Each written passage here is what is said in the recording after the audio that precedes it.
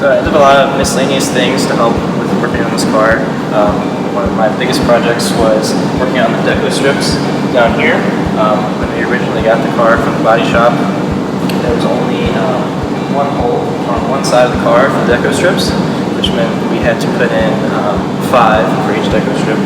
So I had to take some measurements, look at the car, hold up the deco strip to the car, and make some measurements, tape everything off, and figure out where to drill the holes to put in the deco strip, and then go to the other side and put in 5 more holes. It's a pretty complicated thing. Usually a body will come with the holes in it, so it's kind of like a puzzle. And that's kind of like the story of restoring a car like this.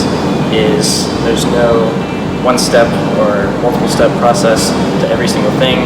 It's about figuring it out as you go and doing the best that you can to solve problems and puzzles, kind of like this deco strip. And also worked a lot with the front and back bumpers. Those were pretty straightforward, putting them on the car, bolting them on. But actually the most difficult thing was making them straight and level with the rest of the car, which meant a lot of moving around, loosening, and looking and comparing, and again, kind of just eyeballing to make sure that the puzzle was right and figuring out what to do to get the car looking good. And ultimately, it was really rewarding because I got to go to the show with everyone else, help clean it there, help stage the car at the show, and eventually winning.